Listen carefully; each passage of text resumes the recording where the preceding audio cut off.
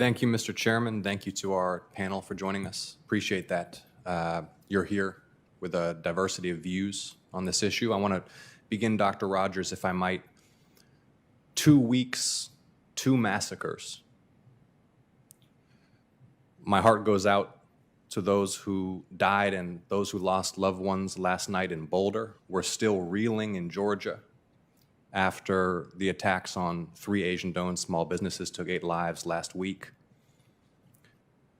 And there's also a broader increase in violence across our society over the last year in particular. 2 weekends within the last month, Atlanta, Georgia, saw more than 12 shot each weekend. With your experience, Dr. Rogers, could you reflect, please, for the benefit of the committee on what is driving this broader increase in violence? And what do you assess to be the causes of our nearly uniquely American problem of repeated massacres and spree shootings?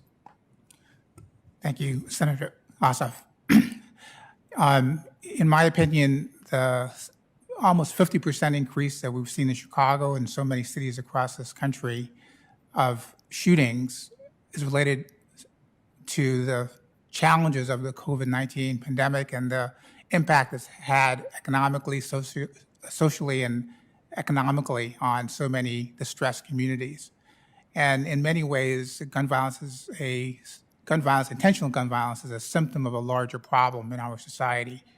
The ready availability of guns puts people at risk, but unfortunately, disproportionately, those communities that are at risk are communities of color.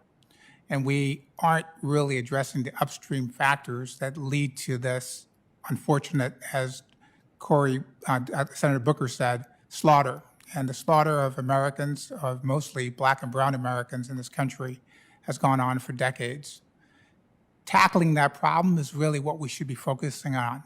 I think, unfortunately, we don't address the root causes of gun violence, and we see this time and time again. We'll have another hearing in another year or another decade if we don't do some action now to address the problem fundamentally. What I see every day is the incredible, painful impact on families, on healthcare staff who share the burden with their families of gun violence. And that does not even include the economic impact of lost productivity, the lost human capital, or even the fact that we're not realizing the best of all Americans. And so I really implore the Senate Judiciary Committee to look at constructive ways to address the upstream factors that lead to gun violence in the first place, and also address targeted programs and fund targeted programs that can actually impact secondary gun violence related to recidivism. Thank you, Dr. Rogers. And Chief Spagnuolo, if you are still available via Zoom, a question for you in a similar vein. Has your community, has the state of Connecticut seen a similar increase in violence over the last year? To what do you attribute it? What law enforcement practices have you found effective at reducing the incidence of violence? And would you, as Dr. Rogers did, please also reflect more broadly on the factors driving, again, this uniquely American phenomenon of widespread gun violence, as well as repeated spree shootings, 2 massacres now in 2 weeks? Thank you. Thank you, Senator. So 2020 certainly was a very violent year for us here in the state of Connecticut and the city of Waterbury, as it's been throughout the nation.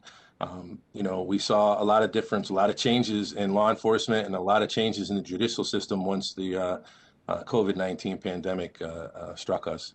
You know, there were executive orders that were handed down, rightfully so, from you know, our governor and certainly through governors throughout the states that restricted the amount of face-to-face meetings that could be held.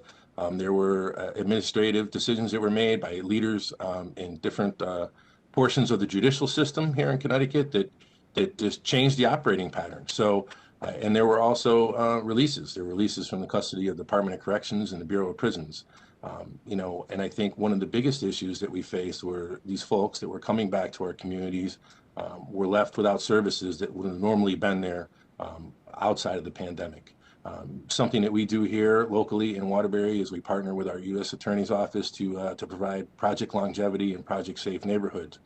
These are two significant programs that really target folks that are reentering our community from the care of the Department of Corrections and provide services for them and connect them with services and care and work and educational opportunities that they may not know exist, or they may have been getting in the Department of Corrections or just don't know where to look for that once they get back into our community.